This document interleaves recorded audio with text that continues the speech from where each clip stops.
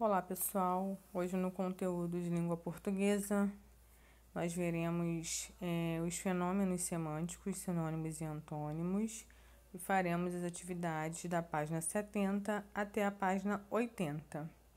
Aí vai falar um pouco sobre o conceito de sinônimo e de antônimo e vocês reparem aí nesse texto introdutório que existem algumas palavras que estão em destaque, embarque e desembarque, por exemplo. A gente já aprendeu que a palavra desembarque ela é formada a partir da palavra embarque mais o prefixo des, né?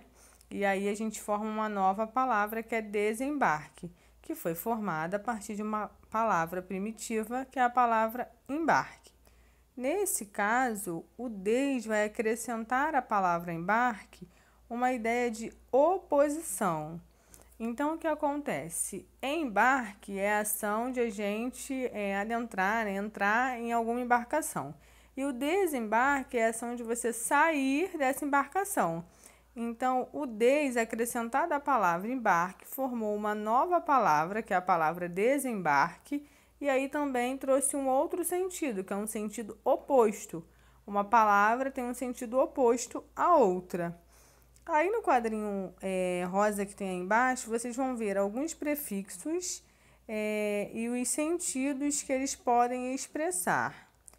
O prefixo des, ele pode expressar sentido de separação, de ação contrária ou de negação. O ante, de oposição, de condição contrária. O in e o i, de negação. Na página 71, vocês vão responder as questões e nós vamos chegar até a página 72, onde tem um retângulozinho rosa aí que vai dizer assim: as palavras de sentidos contrários formadas pelos prefixos des, ante, in e i, que vão expressar uma noção de negação, a gente vai chamar de antônimo. E a relação entre esses antônimos a gente chama de antonímia. Logo embaixo tem uma informação importante que vai dizer que existem também na língua portuguesa antônimos que são formados sem acrescentar, prefixos. Eles são formados somente por palavras que dão sentido opostos.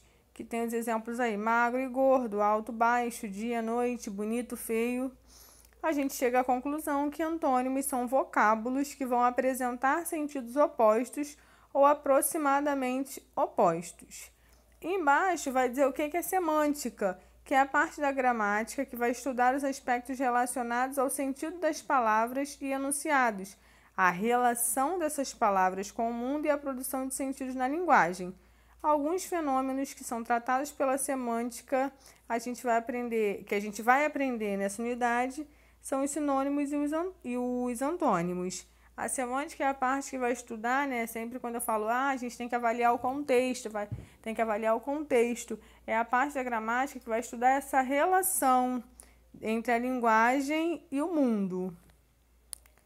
Na página 73, tem aí agora falando de sinônimos, que são palavras que vão apresentar sentidos equivalentes em determinados contextos. A relação entre os sinônimos a gente vai chamar de sinonímia.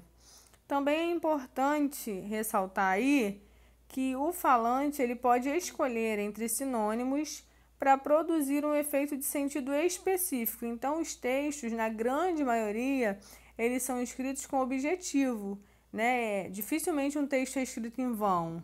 Então, quando o autor escreve esse texto e ele está preocupado com o sentido que ele quer passar, quando esse texto for lido, ele vai escolher as palavras que melhor se encaixam nos contextos que ele quer propor. E aí ele vai escolher os sinônimos específicos. É possível também que em um mesmo texto usem-se sinônimos para evitar repetições.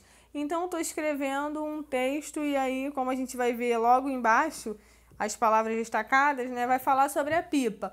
Para eu não trazer uma ideia cansativa para o meu texto, para eu não precisar ficar toda hora escrevendo pipa, pipa, pipa, pipa, aí o autor vai se utilizando de sinônimos que vão remeter, a maior proximidade de sentido. Pipa, papagaio, pandorga, então ele vai, de acordo também às vezes como a origem geográfica, onde esse autor foi inserido, onde esse autor escreve, ele vai criar uma relação de sentido dessas palavras que são sinônimas para adequar o texto àquilo que ele deseja. Aí, na página 74, tem outro exemplo também, com a palavra pivete, guri, né? Casa, moradia, lar, residência, domicílio. Vocês vão ler aí o texto e vocês vão ver que essas palavras vão se adequar ao contexto de forma sinônima, né? Na página 75, vocês vão ler e responder. 76, 77, 78, 79 e 80.